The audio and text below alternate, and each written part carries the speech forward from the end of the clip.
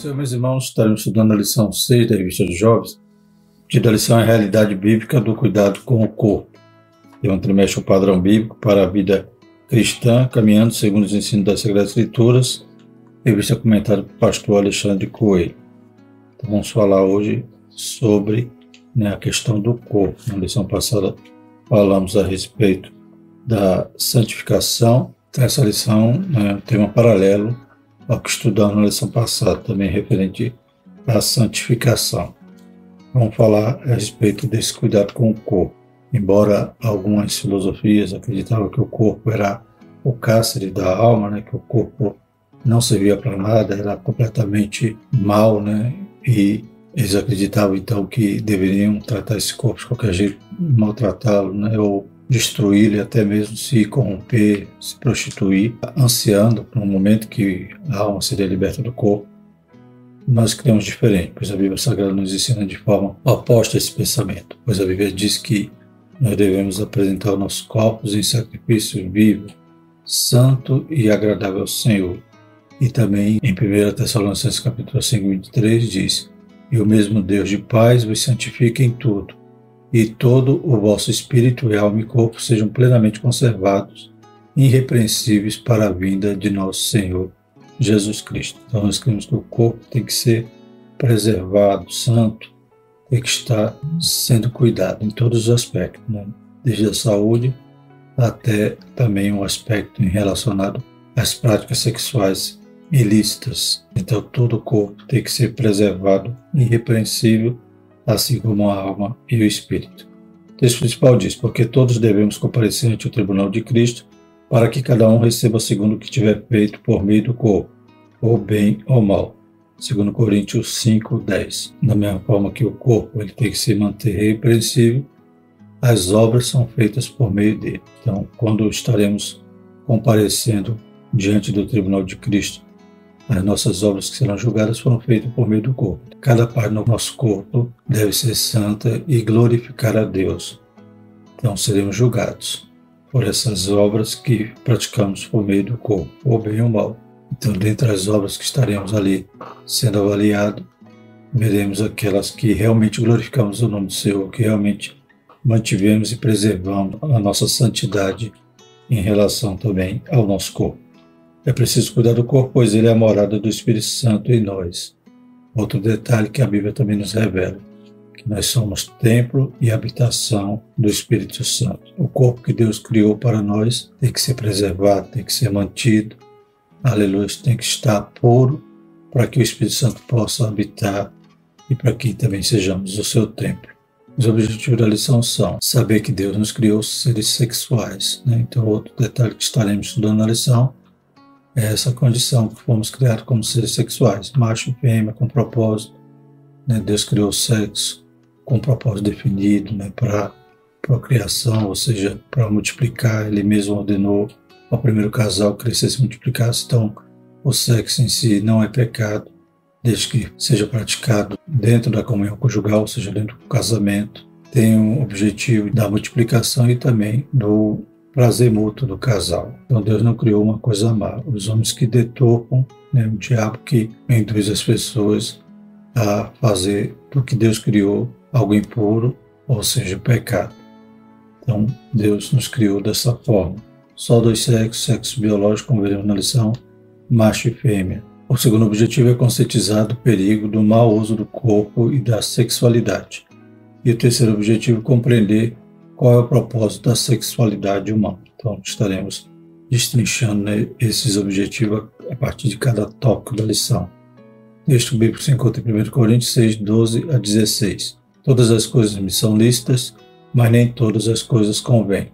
Todas as coisas me são lícitas, mas eu não me deixarei dominar por nenhuma. Os manjares são para o ventre e o ventre para os manjares. Deus, porém, aniquilará tanto um como os outros. Mas o corpo não é para a prostituição, senão para o Senhor, e o Senhor para o corpo. Ora, Deus, que também ressuscitou o Senhor, nos ressuscitará a nós pelo seu poder. Não sabeis vós que os vossos corpos são membros de Cristo? Tomarei, pois, os membros de Cristo e faloeis membros de uma meretriz? Não, por certo. Ou não sabeis que o que se ajunta com a meretriz faz-se um corpo com ela?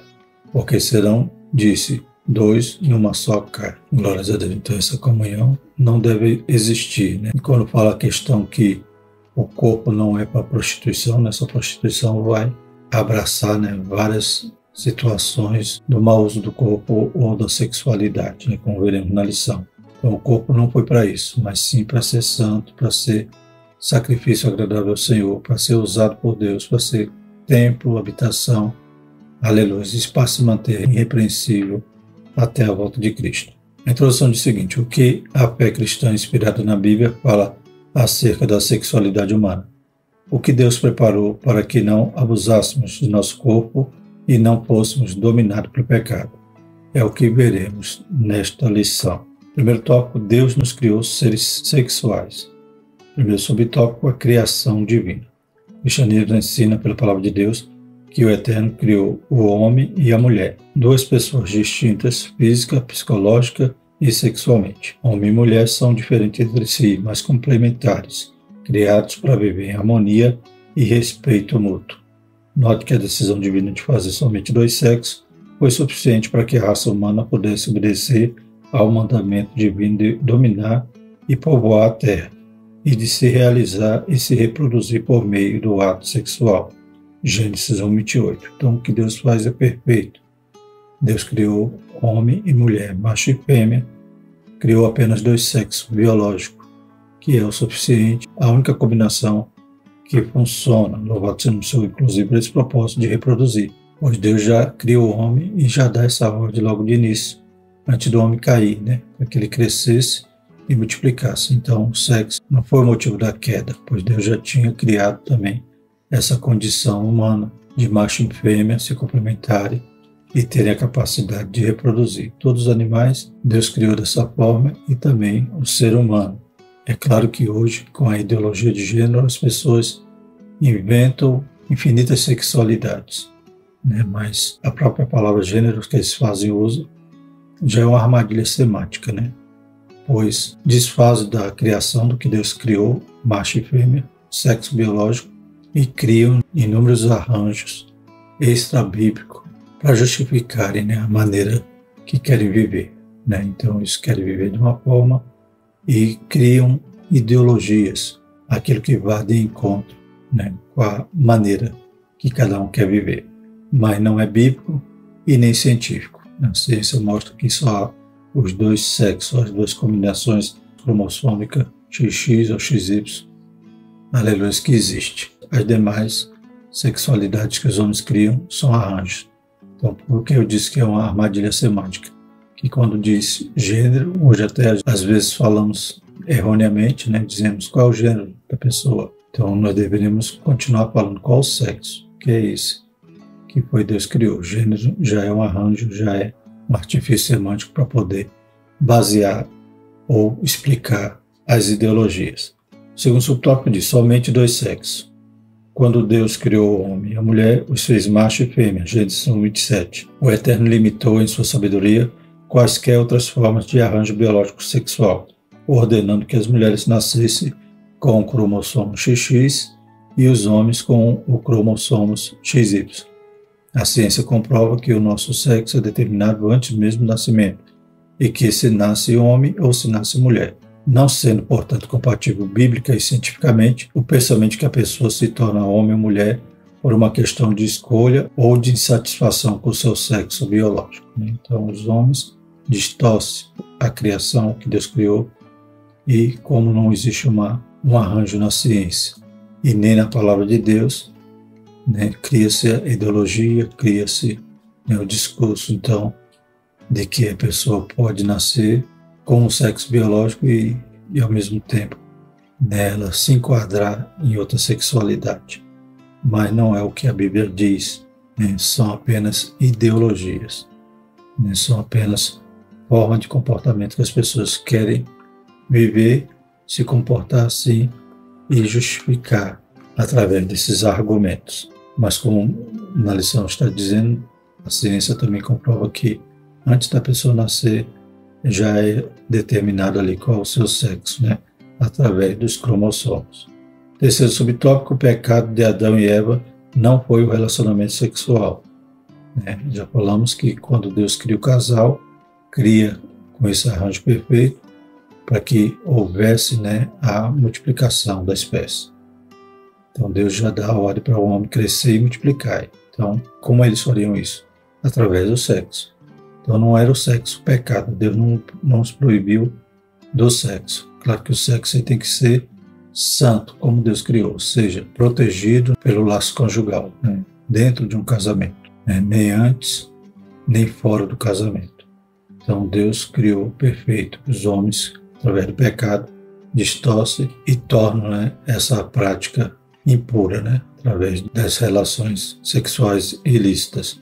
Então, o sexo em si não é pecado. Pecado foi a desobediência de comer do fruto que Deus havia proibido. A única restrição que Deus criou no jardim foi usada, então, pelo diabo para tentar o primeiro casal, e eles, ao invés de serem obedientes e manterem-se debaixo da proteção de Deus, debaixo das bênçãos que Deus dava ali no jardim, inclusive a eternidade, eles preferiram desobedecer. Então, isso não tem nada a ver com o relacionamento sexual. De forma distorcida, há quem imagine que o pecado inicial que fez com que o homem e a mulher fossem expulsos do paraíso foi o sexo. A palavra de Deus é bem clara, mostrando que Satanás não tentou o casal nesta área, e sim que despertou neles o desejo de serem como Deus. Gênesis 3:1-7. Satanás distorce a palavra de Deus, né, que Deus havia proibido eles, e faz com que eles cedam à concupiscência dos olhos, à concupiscência da carne e à soberba da vida, né, e quiseram até ser igual a Deus. O sexo não tornou os humanos pecadores, e sim um ato de se esquecer de Deus e desobedecê-lo. É certo que por causa do pecado a sexualidade humana foi distorcida, mas isso não significa que devamos seguir os padrões estabelecidos pelo mundo para a vida sexual, pois a palavra de Deus nos orienta quanto à pureza necessária sobre o corpo para aqueles que servem a Jesus. 1 Coríntios 6:13, que está aqui no nosso texto bíblico, né? Os manjares são para o ventre e o ventre para os manjares, Deus, porém, aniquilará tanto um como os outros.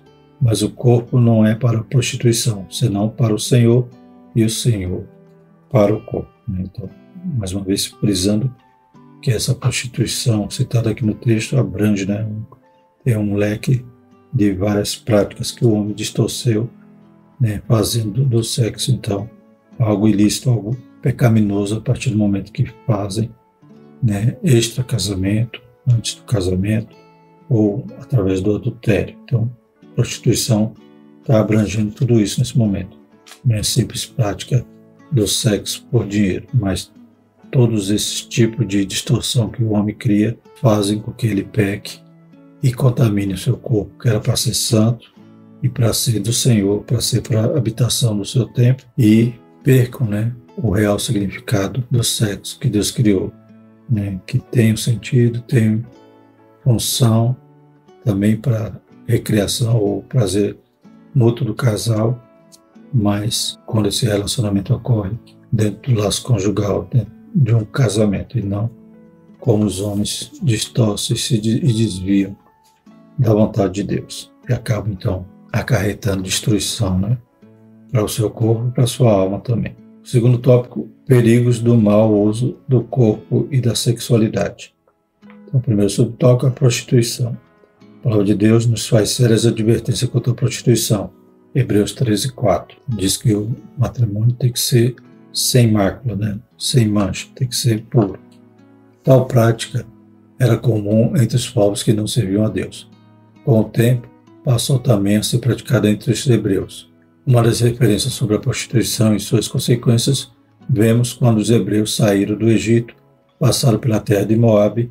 O rei dos moabitas contratou Balaão para lançar maldições contra o povo de Deus.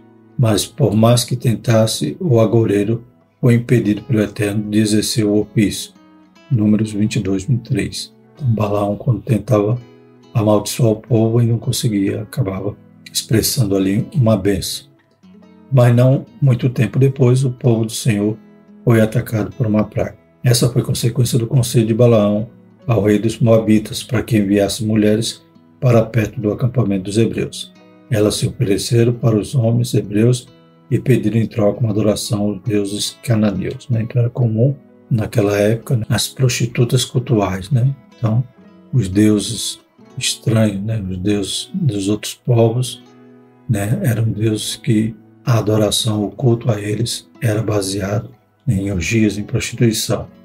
Então, como Balaão não conseguia amaldiçoar Israel, né, então ele dá uma ideia que acaba, né, o próprio Israel tropeçando e caindo nessa palha, né? Espalha ali aquelas prostitutas e elas acabam então seduzindo o povo, e o povo, além de se prostituir, né, indiretamente estava também adorando o Deus a qual elas praticavam, né, aquele culto. Então o povo sofre um castigo, sofre pragas ali por causa da sua própria desobediência. Se mantivessem puros e fiéis, né, eles estavam debaixo da bênção, da proteção de Deus, que praga nenhuma chegaria à tenda deles. Mas eles mesmos procuraram, então, o castigo, cedendo ali à prostituição.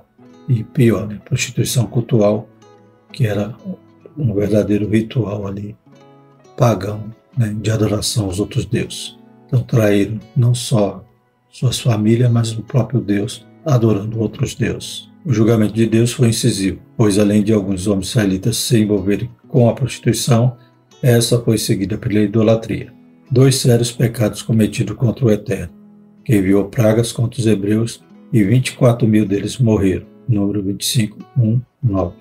O preço da prostituição é alto para todos que se envolvem nela. E embora hoje, né, talvez não tenha muito esse enfoque da prostituição cultural, mas normalmente a pornografia, a prostituição, os demônios estão por trás, né? E quem a pratica acaba realmente pagando alto preço.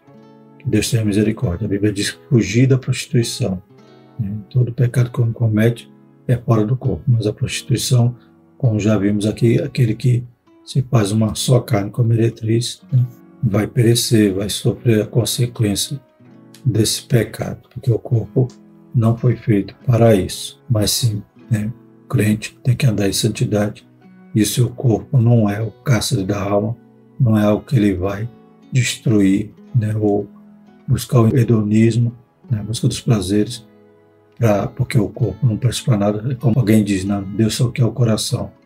Então pode fumar, pode beber, pode fazer qualquer coisa, que Deus só quer o coração. Não, Deus quer corpo, alma e espírito. Nos tempos do Novo Testamento, a prostituição também era praticada. Ela é descrita como uma das obras da carne, Gálatas 5,19.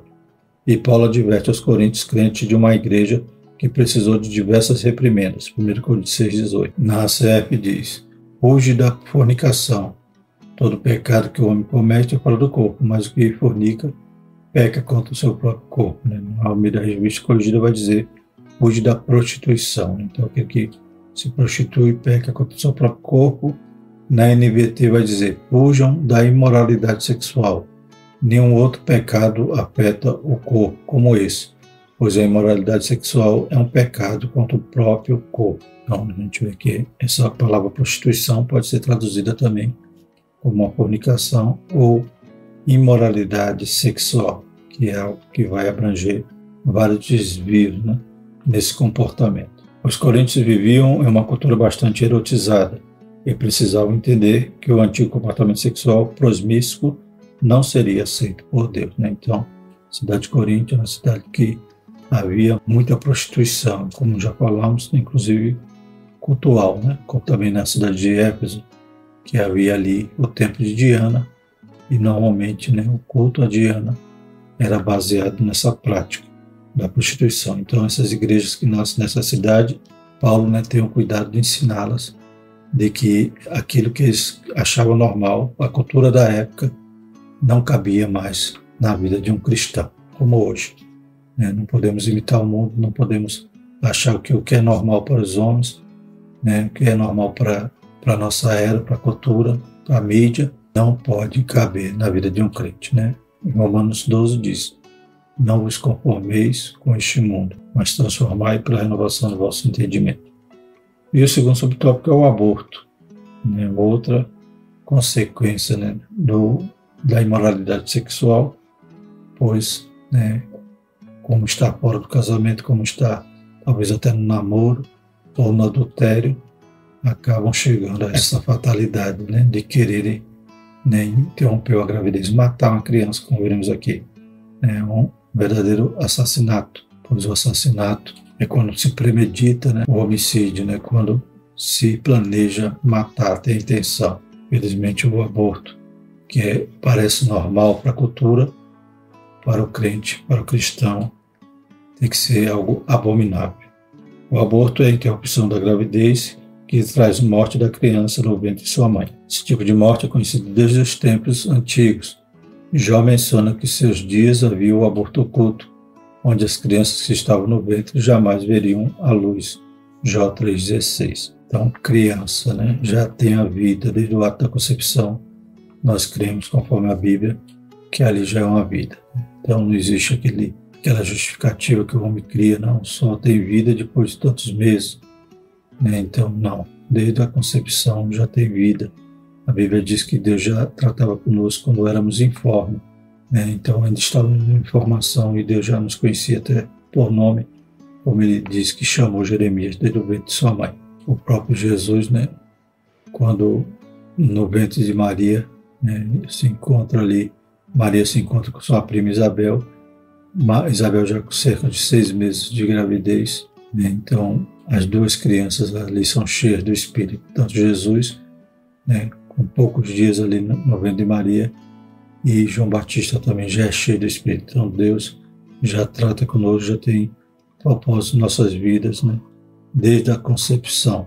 Interromper isso é assassinato. Em nossos dias é possível ver o quanto o pecado tem destruído o pensamento a respeito da vida humana, pois há pessoas que lutam pelos direitos de preservação dos animais, o que é lícito, e ao mesmo tempo colocam seus nomes em lista de apoio ao aborto. Né? Então, depende de muitas causas, podem serem até legítimas, mas ao mesmo tempo uma criança não vale nada.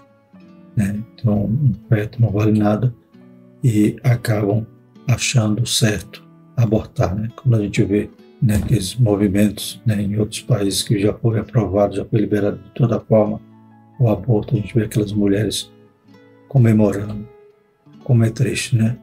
Então a gente vê a turba ali, né, muitas mulheres servindo de massa de manobra e aplaudindo quando, né, o judiciário ou o legislativo aprovam leis liberando mais aberturas, né, para fazer o aborto, mais liberdade para abortar. Aí dizem, né, meu corpo, minhas regras, mas e a criança que está no ventre também não tem regra, não tem um corpo, ela também não tem direitos. Então a pessoa, embora a criança esteja dentro do corpo dela, mas a criança também tem um corpo. Se for uma menina, também não teria o direito da mulher, felizmente passam por cima de tudo isso. E com slogan, com ideologias, acabam, né, ferindo a palavra de Deus, ferindo o princípio bíblico da vida. Essas pessoas defendem o direito de uma mãe ser assassina do seu próprio filho. Somente a graça de Deus pode socorrer uma mulher que se vale do aborto para ocultar uma relação sexual que não deveria ter tido. Né? Então, normalmente, a maioria dos casos é isto.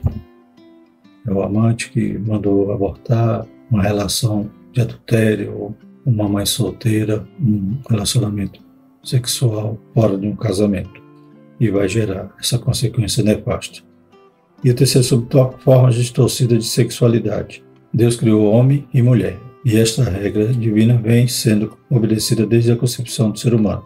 Talvez por isso Satanás tenha incentivado tanto a morte de crianças no ventre de suas mães. Todo ser humano nasce homem ou mulher, e a própria biologia comprova essa ação divina, que exclui a possibilidade de uma pessoa nascer no corpo errado. Por mais que as ideologias recentes tentem impor pensamentos que digam que é possível nascer de um jeito e se sentir de outro, tal pensamento vai contra a biologia e contra a palavra de Deus. As pessoas, então, através dos seus comportamentos, querem idealizar, que são comportamentos legítimos, verdadeiros, e que esse sentimento que nasceu no corpo errado, é algo normal, algo que as pessoas têm que aceitar. Então, infelizmente, o diabo segue o entendimento dos incrédulos. E quem entra por essa porta vai sofrer muito, vai padecer muito, E a cultura vai empurrar o abismo, Sempre vai incentivar. Hoje, filmes, desenho animado, tudo vai buscar, né, imprimir essa ideologia que não é bíblica e não é científica. Infelizmente as pessoas são engodadas, são enganadas. E como diz lá em Isaías, né, não vai ter tempo que as pessoas vão chamar o que é amargo de doce, né, o que é errado de certo. Que Deus tenha misericórdia. Terceiro tópico, o fim da sexualidade humana. Primeiro subtópico, a glorificação, né? Então, temos visto que, no princípio aqui da lição, já citamos que Deus criou o sexo, né? E não era esse o pecado de Adão e Eva, pois Deus já instituiu uma função, um propósito, né? Pelo menos nessa era, existe um propósito definido, tanto a multiplicação, né, a procriação, como também a satisfação, o prazer do casal, protegido ali pelo laço conjugal, pelo casamento. Mas esse propósito que Deus criou, né, não é para sempre, né? Então vai ter um momento que não vai ter mais essa necessidade, inclusive da procriação, da multiplicação. Hoje, infelizmente, o diabo tanto lança as ideologias para poder até mesmo barrar a multiplicação, né? Porque outros arranjos sexuais não gera, não reproduz filhos, e também vai fazendo com que os casais não queiram mais ter filhos, ou troquem o filho por um pet, né? Então o pet está tomando lugar da criança, e quando tem uma criança é um só. Então todas essas coisas são estratégia do inimigo, né? De afetar a criação. Mas vamos falar do final da história, né? Então, depois dessa era, o que acontece? A glorificação. Na eternidade, homens e mulheres não terão sua sexualidade, pois não precisarão dela. Certa vez, um grupo de saduceus, homens que não acreditavam na ressurreição, cercou Jesus e trouxe uma questão capciosa. Um homem e uma mulher se casaram e o homem morreu algum tempo depois. Segundo a lei de Israel, a viúva deveria se casar com o irmão subsequente do morto para gerar pelo menos um filho, a fim de que a memória do morto pudesse ser passada à geração seguinte. Mas na história contada pelos saduceus, o segundo homem se casou com a mulher, mas também morreu, como também os irmãos dele, que somavam em todos 7 homens. Por fim, a mulher também morreu, de quem ela seria esposa na eternidade, né? Então os saduceus já não criam na ressurreição, então vieram trazer esse dilema para que Jesus respondesse, só para pegar Jesus em alguma armadilha, né? Então Jesus vai responder que, né, eles queriam saber de quem seria a mulher, já que pela lei do levirato, né, como não gerou descendência, o irmão teria que casar com a viúva para gerar descendência. Isso, na história capciosa que eles inventaram aqui, havia se passado 7 irmãos, todos morreram e a mulher morreu, e queriam saber na eternidade de quem ela seria esposa. Por mais que essa história servisse para tentar deixar Jesus em uma situação desconcertante, o Senhor respondeu que eles erravam não conhecendo a Escritura, nem o poder de Deus, pois na eternidade seríamos como anjos, que não se casam nem se dão em casamento. Mateus 22, 29. Deus determinou que o corpo glorificado não tenha traços distintivos da sexualidade humana, pois na eternidade isso não será necessário, né? Então, o corpo glorioso não tem mais essa necessidade da procriação, né? Pois não vai gerar mais, vai ser o número dos santos já estão definidos, não vai mais nascer ninguém a partir do momento que a pessoa é glorificada. Então, essa semelhança com os anjos é de que não haveria essa sexualidade nem casamento, nem se casam nem se dão em casamento. Então, não tinha essa condição de quem ela era viúva, né, na eternidade. Jesus os repreendeu, dizendo que eles não conheciam a Bíblia. Essa semelhança com os anjos não quer dizer que nós vamos ter corpos de anjo, nem asa, nem como querubins ou serafins, com 6 asas ou 4 asas, não. Semelhança é em relação à sexualidade. O corpo que teremos é semelhante ao de Cristo, como a Bíblia fala, né? Seremos seres humanos glorificados. Não seremos uma outra categoria, anjos, mas seremos seres humanos que não mais terá necessidade, então, da sexualidade. Então, na glória, não haverá mais isso. E o segundo subtópico, o destino eterno dos que rejeitaram a Cristo. Da mesma forma que haverá um destino para os salvos em Cristo, cujos corpos serão transformados e glorificados, os que não receberam Jesus nem foram salvos serão ressuscitados, mas para a vergonha eterna. Na ordem das 2 ressurreições, a primeira será a ressurreição dos salvos em Cristo e os santos do Antigo Testamento, que pela fé esperaram a salvação de Deus, né? Então, segue aqui nessa linha teológico de que a primeira ressurreição seja quando Jesus voltar, tanto a igreja como os santos do Antigo Testamento que morreram na promessa ressuscitarão. Então, essa primeira ressurreição, é claro que ela não é um evento, né, mas é uma modalidade, pois aqueles que estarão morrendo como mártir durante a tribulação também fazem parte da primeira ressurreição, porque a segunda já é para o castigo, como diz aqui. Mas para os ímpios ressuscitados não haverá um corpo glorificado, mas um corpo destinado a ficar no lago de fogo por todo sempre. Né? A Bíblia diz que lá onde o fogo nunca se apaga. Né? Então, Apocalipse 20:15, o que fazemos nesta curta vida determinará o nosso destino eterno. O comentarista da lição traz esse tópico, mostrando a condição da eternidade em relação também à sexualidade, como vimos aqui, corpos glorificados que serão semelhantes aos anjos nesse aspecto, e também o destino daqueles que não mantiveram seus corpos de forma santa, não glorificaram a Deus, pelo contrário, preferiram viver uma vida longe de Deus, baseando seus comportamentos em suas ideologias ou simplesmente na busca pelo prazer, e um dia vão pagar um alto preço, pois a eternidade será sem Deus. Escolheram viver sem Deus aqui e viverão sem Deus também na eternidade, no lago de fogo, como diz lá em Apocalipse. Que Deus tenha misericórdia. Então precisamos nos manter repreensíveis, mais uma vez citando, 1 Tessalonicenses 5:23, e o mesmo Deus de paz vos santifique tudo, e todo o vosso espírito e alma e corpo sejam plenamente conservados, irrepreensíveis para a vinda do nosso Senhor Jesus Cristo. Amém? Graças a Deus. Então que sejamos salvos por inteiro, É o que Deus quer, corpo, alma e espírito. E a próxima lição estudaremos a realidade bíblica do casamento. Voltaremos a citar também a respeito desse propósito do sexo, principalmente, como já citamos durante toda a lição, dentro de um laço conjugal, de uma aliança de casamento. Amém? Então vamos orar e agradecer a Deus por essa lição. Santo Eterno Deus, te louvamos, te agradecemos mais uma vez, Pai, pela Tua palavra.